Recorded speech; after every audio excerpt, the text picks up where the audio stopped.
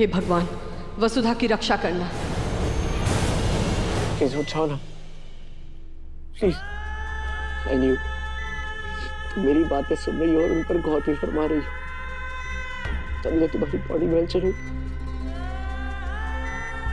मैं जानता हूँ कि तुम मुझे मुझसे भी ज्यादा प्यार करती हो और मुझे कभी नहीं छोड़ोगी।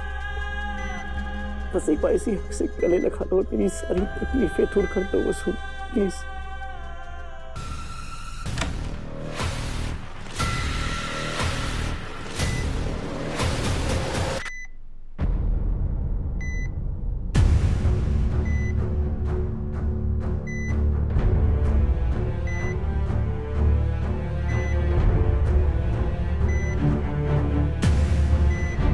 डॉक्टर, साफ साफ खुलकर कहिए कि वसुधा की स्थिति क्या है। मैम, वसुधा जी के पूरे शरीर में जहर फैल चुका है। इसकी वजह से उनकी बॉडी पर किसी भी ट्रीटमेंट का असर नहीं हो रहा है।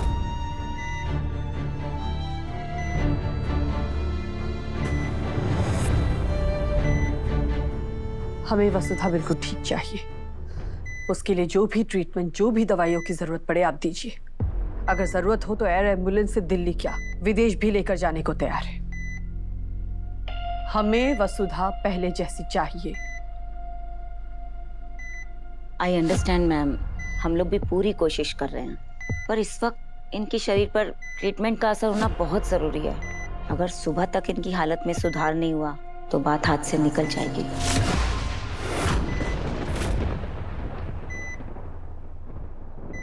एक्सक्यूज मी, डॉक्टर कम।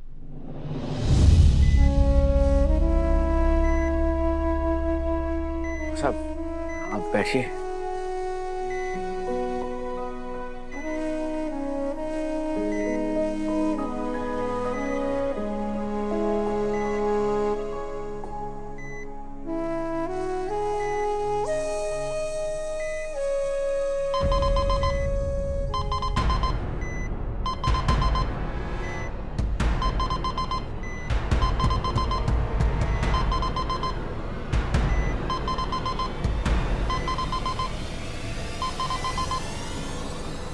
मैं डॉक्टर को बुला कर लाता हूँ। कैसी दुविधा में डाल दिया प्रभु।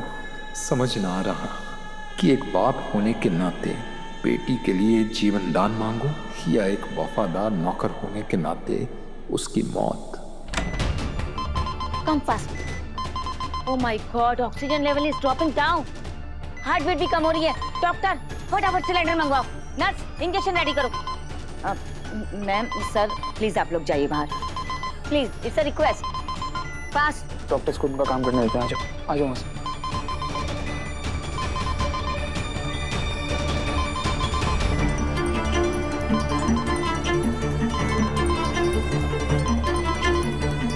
प्लीज आ जाइए।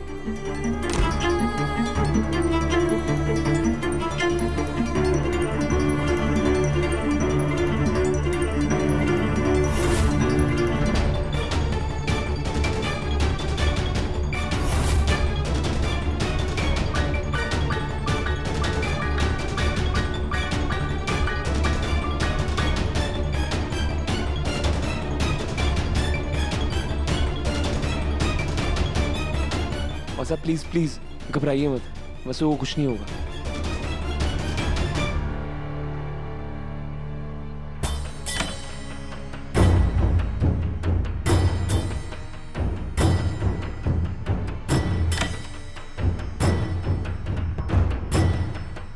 आज से पहले खुद को इतना बेबस हमने कभी महसूस नहीं किया।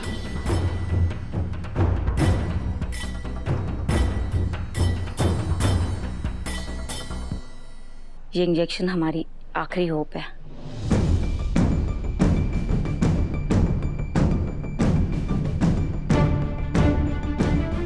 हे प्रभु, वसुधा ने हमेशा हम सबके संकट खुद बढ़ लिए। आज आपसे बस एक ही प्रार्थना है कि वसुधा के सारे संकट हर लीजिए, उसे उसके अच्छे कर्मों का फल दीजिए।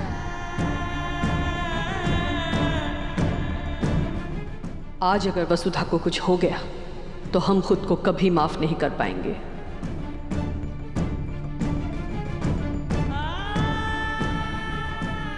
हे भगवान, हमारे प्यार की सजा सिर्फ वसु को मत दीजिए, प्लीज उसे ठीक कर दीजिए।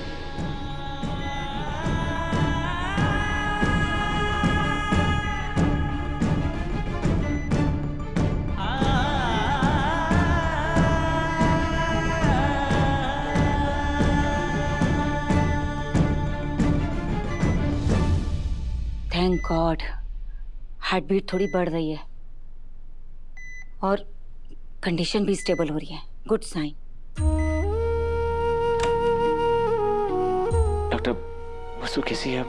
अभी थोड़ा स्टेबल है, बट किसी भी तरह आज की रात निकल जानी चाहिए। आप लोग भगवान से प्रार्थना कीजिए कि कोई ऐसा चमत्कार हो कि सुबह ही उनको होश आ जाए।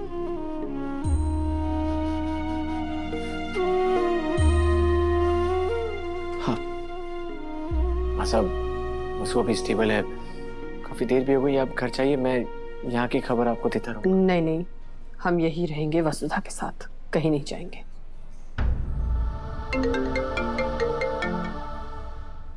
हेलो, क्या? हम अभी आते हैं। क्या हुआ सर? सब ठीक है ना सर? हमें जाना होगा, तुम लोग वसुधा का ख्याल रखना और हमें पल पल की खबर बताते रहना।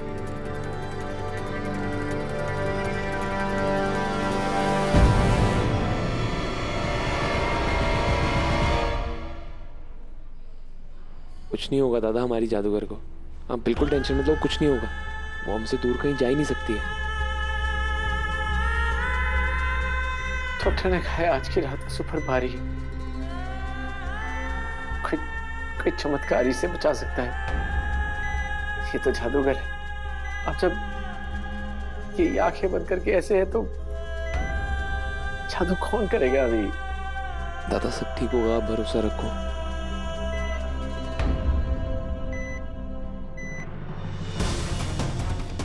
हुकूमत संभालना बहुत मुश्किल हो रहा है, अब आप ही कुछ कर सकती हैं। मुझे तो इस बात का डर है कि कहीं वो खुद को चोट न पहुंचा लें। अभी को कॉल करो और तुरंत घर वापस बुलाओ। जी हुकुम। आप लोग अभी के अभी मुझे हॉस्पिटल लेके चलिए। दिव्या, दिव्या। काकू, मुझे मेरे बच्चे की धड़कनें सुनिए, ऐसा नहीं होता, मुझे जाना जरूरी है। दिव्या, घर में अभी भाभी साहब कोई भी नहीं है, उन्हें आने दो, उसके बाद हम चलते हैं, प्लीज। हाय मेरा राम जी, कहीं वो पगली मारे पर ही अटैक न कर दे, इसके सामने ना जाऊंगी मैं।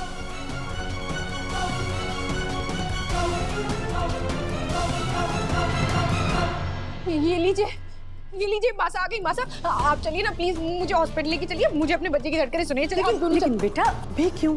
देखो अगली बार जब तुम्हारा डॉक्टर के साथ अपॉइंटमेंट रहेगा ना, उस दिन बच्चे की धड़कन भी सुनवा दे। उस दिन क्यों मासा, अभी क्यों नहीं? आप लोग मुझसे कुछ छुपा रहे हैं।